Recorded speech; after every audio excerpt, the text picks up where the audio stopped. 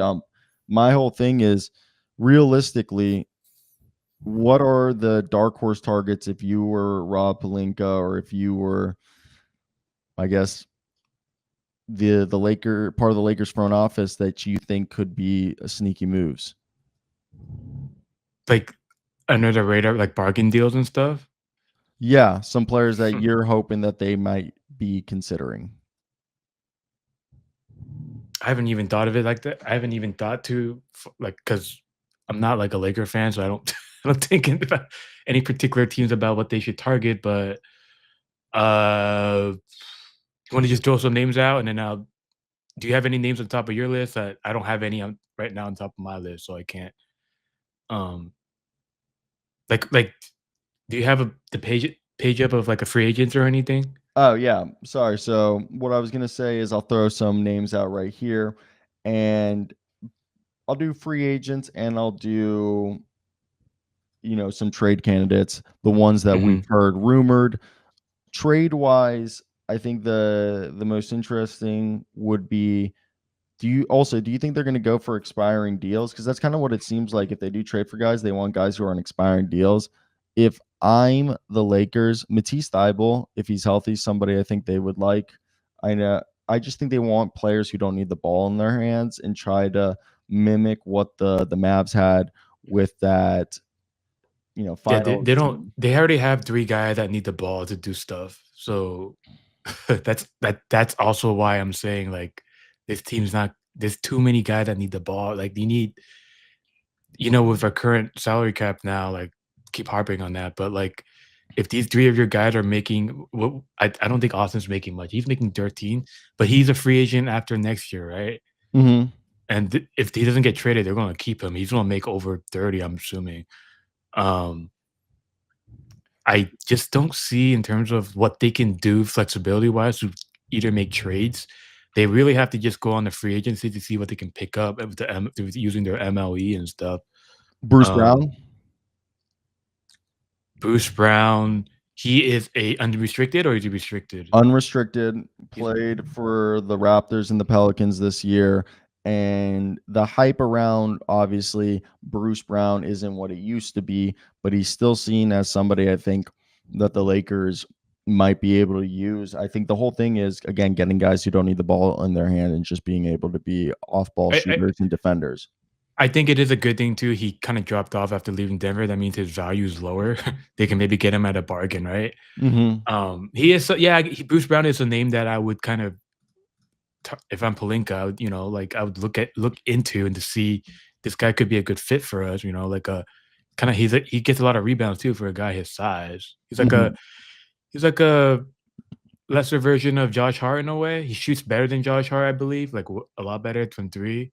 But he's that kind of like small guard that he's not afraid to get into the lane, get it around the rim, and like get rebounds, and very good, solid physical defender. And a ball handler, like a secondary kind of like ball handler. But he's also not like a 3-point shooter that you can really count on too.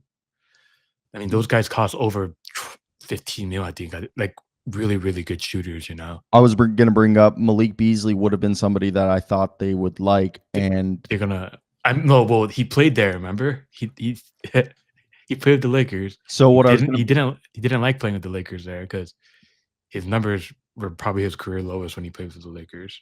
And to follow that up, I was going to say he's seeming like he's going to get paid by the Pistons to stay there. The Pistons are quite fond of him, and he's quite fond of Detroit from what he's said.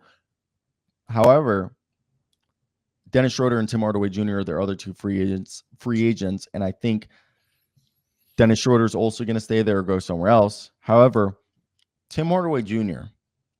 had kind of a bounce back year, somebody that I don't think is going to get more than half the mid-level exception, maybe a 1-year, $7 million deal. But played with Luka. Exactly. Yeah. That's also another. I don't know how much he would command. What do you think? Like between 5 and 7? 5 and 7, same thing as like a Nanji Marshall got, but not Nanji got a 3-year deal. I'm saying he goes probably a 1. Any team's just going to give him a 1-year deal. Yeah. and he's probably just going to take. He's at the stage of his career where he just does 1-year deals, max money. Mm-hmm. That's also another guy that, because I don't think the Pistons are keeping all three of the guys you just talked about, right? Shooter, Malik, and Hardaway. Um, that's something I guess they should entertain. I think he's definitely past his prime now. Hardaway, like, what is he now? Like 31, 32, maybe, maybe a little older than that. No, I don't think he's a little older than that. I just checked. Tim Hardaway Jr. is at the ripe age of 32, bro. 33 turning. Oh, A little okay, yeah. older. So he's a little older. Defensively, I mean, he never was a great defender, but I think he's kind of lost a step there too. Maybe like a backup, like a bench 3-point guy, like just play him when he's hot and then not yank him. Yeah, I mean, they're gonna have to get.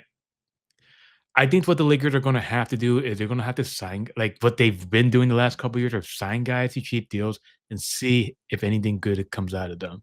I was going to Right? bring that up, like the Jay Sean Tates of the world. Maybe Yeah.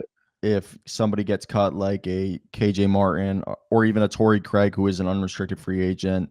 I think Josh Okogie has a non-guaranteed deal. I think those are guys.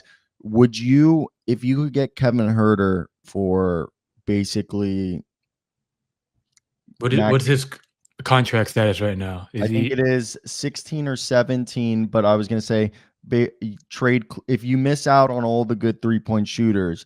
Do you think trying to use Kleba's contract to, and I think you would have to maybe combine Gabe Vincent's, but because he's making 16.8, Kleba and Gabe Vincent for a Kevin Huerter, or is that too risky, or would you rather just go after like a Luke Kennard or something?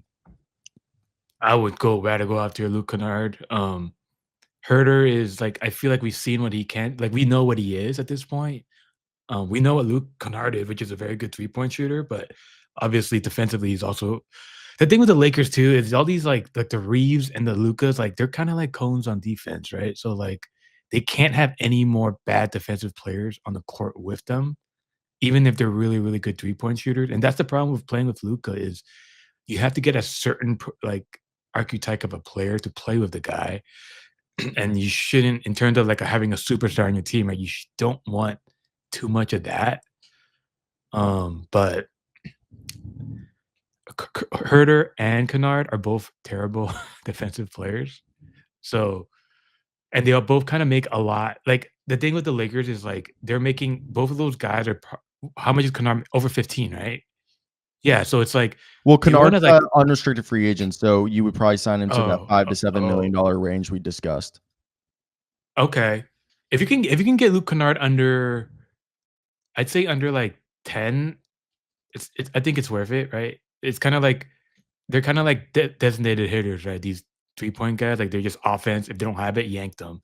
They don't do anything on defense for you. So um you cannot be paying any more shooters that don't play defense over 15 mil. Like Lakers cannot have any more of those guys on their roster to like they don't have the bandwidth to have Austin Reeves and Luka already. Like they're both going to be on the floor a lot together. And LeBron doesn't even play defense during the regular season. Um, actually, I'll give him more credit. Like he did kind of play. He upped his defensive ante like during the last month of the regular season. So, but like he's old. Like he has to kind of pick his spots. Right, you can't have like a OKC type of team where they're playing 100 like all year long and stuff. So it's just like the Lakers are just very like these guys they got to bring in are very like situational. Like they're not gonna get. They already got lucky with the Luka trade, right? Like no Well, other teams won't get. to follow that up, would you, and I think the best center that potentially could be available for them in terms of free agent that fills the rebounding and is somewhat athletic and could be cheap, but he is a restricted free agent. However, it doesn't seem like Brooklyn's going to keep him. They might. De'Ron Sharp. Would you, because we just talked about it, De'Ron Sharp. I mean, the Lakers, Pinkett, did Pinkett talk to you about the Lakers kind of like talk to the Nets about it during the trade deadline and then decided to go with the Nick Richards route? I think there is something there. Like maybe they can revisit it. You mean Mark Williams, but yeah, who did I say? Nick Jalen Richards. Williams? Oh, oops, wrong center. But yeah, like I think they're gonna go back to that. That's more like that is a plan before they go back to Jackson Hayes, I think. Like, they're gonna go look at that. They're on Sharp, I believe, is kinda like in the Clint Capela, like, in terms of tier, in terms of what interest they should show. I don't know, like, I haven't talked to anyone at the Lakers in terms of, like, what they're planning to do, but this is from my logically speaking, like, what they should do is aim for, like, the guys that we talked about, like the Gaffords, um I guess Nick Claxton, even though he makes too much money, like, they should at least ask, like, talk about him, right? Like, just do your due diligence, kinda like what the Knicks are doing, talking to every employed coach right now, or last week they should just do the due diligence just to check in to see if there's anything we can do here, maybe a 3-team trade or something, a 4-team trade. And then the tier after that would be the Clint Capelas. Um, I guess maybe a Brook Lopez will be before you go to the Clint Capelas, right? Because Brook Lopez is still very good. I know he's old too. He's not that great defensively. Like, I think Giannis really, like, if you look at his block numbers, they look great, but, like, I think Giannis defensively kinda hit a lot of Brook Lopez's, defensive deficiencies that he's starting to show now at this, advanced age, I guess I would say. Um, but then, yeah, and then after that would be Deion Sharp, the Clint Capelas, Mason Plumlee. Mason Plumlee. Like, he's not even Mason Plumlee is still a pretty decent big, like, he's better than what they had with Jackson Hayes, honestly. So Jackson Hayes would literally be like, Lakers would be like, "Oh, I think we failed, like, in terms of getting a center. We just go back to Jackson Hayes kind of thing." Like, yeah. No, definitely. And let's pivot here from the Lakers and talk about the Clippers. Do you have anything else that you wanted to say about the Lakers?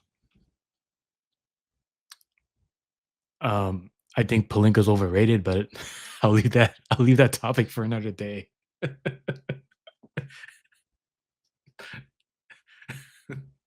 You love the rip on Pelinka. I just think he just got handed a lot of things on a silver platter, so Oh yeah, we all know that though.